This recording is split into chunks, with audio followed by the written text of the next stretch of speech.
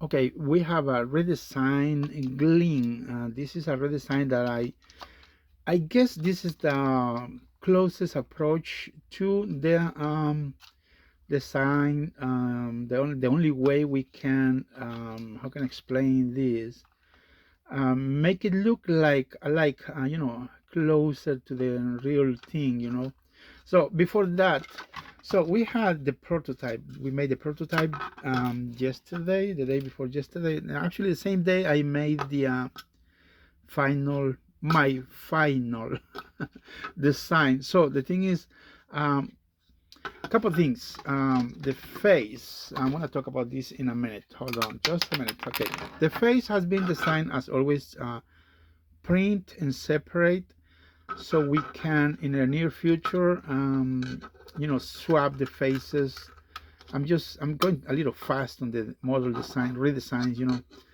So the face, once it's painted, can be either glued or just stick it and that's it. Snap it in place and it's good to go.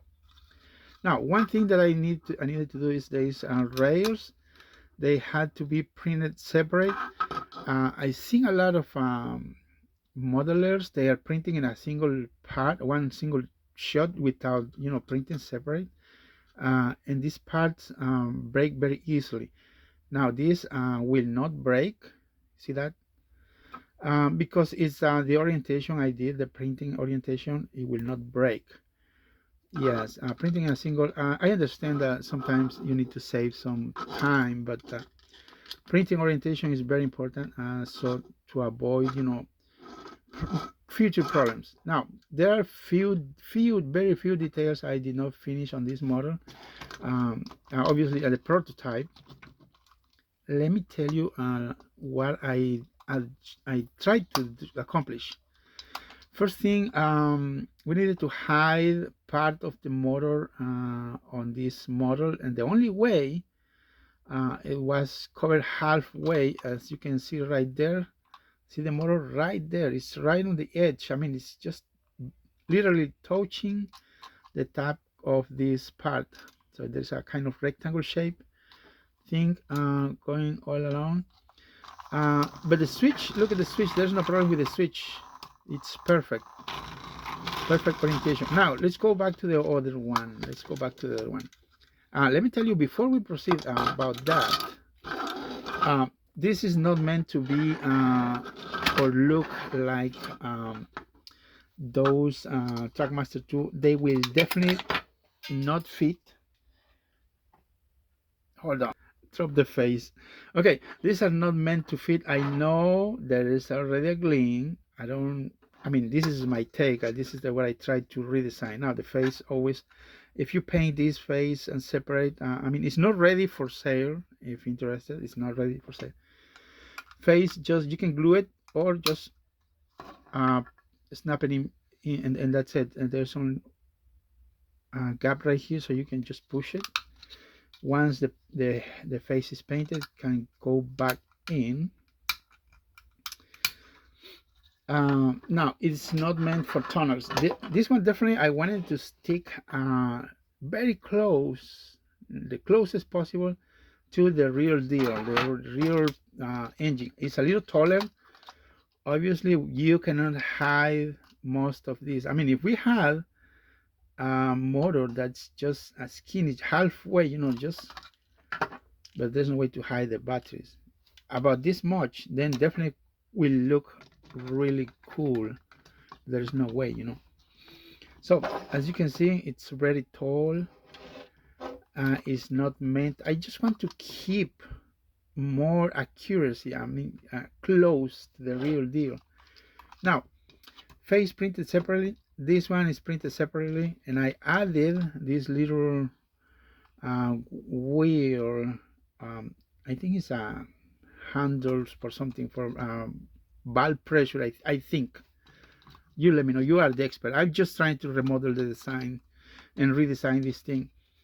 Buffers, as you can see, can be painted, and it's a perfect fit to the model. Maybe I was thinking to raise a little bit, 1 millimeter, but there's no way we can do that because the motor, as you can see right there, It's right on level. There's nothing else you can do. It's right there. It's just half of millimeter gap, and that's it. This part is print separately. The ring, this cylinder part, this funnel, alike, I don't know what you call this part, but anyways, and the top printed in different colors. This is gold silk, this is red, kind of silver.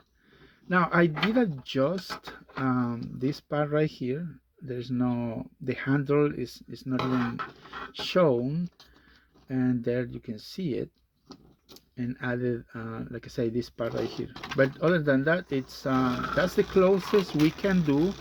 You know, you need to respect the weight to make it motorized. There's no other way, unless we make something like they already done. You know, there's a square shape thing and just mimic that they're making, you know, the thing. But this is the closest, my opinion.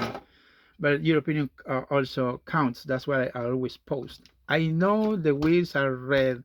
Remember, I'm just using a chassis, regular chassis, so you can see that it fits. And I know it uses these sidebars, but I'm trying to show you the motor that it fits right in there. There's no problem. The lever works fantastic, excellent. There's no problem. The only problem you might think is the tunnel, but there's no way for tunnels. I can shorten this, but I don't like it. It will not look like the real thing. Now there's another option. I can actually print the whole thing freewheeling, no motor, and then we can get rid of this square thing and the motor, so it will, you know, the platform will look flat. The this part will go all the way down, and then, you know, I can make it exactly how it looks, but it will be freewheeling. You know, there's nothing else you can do. But I like it better motorized. Remember, 225 models I've seen, they are taller. I mean, compare this. I actually have the face for this model already. This model, I haven't updated yet because I'm, you know, going full steam ahead, trying to. My brain is, you know, it's in full speed, making these things one a day. I'm not trying to brag, but you've seen it, and I like it that this can be accomplished in one single day. I mean, from design to print, one single day. Yesterday, before I post this, I had it already done when I made this, but I just wanted to show you a preview how this thing looks.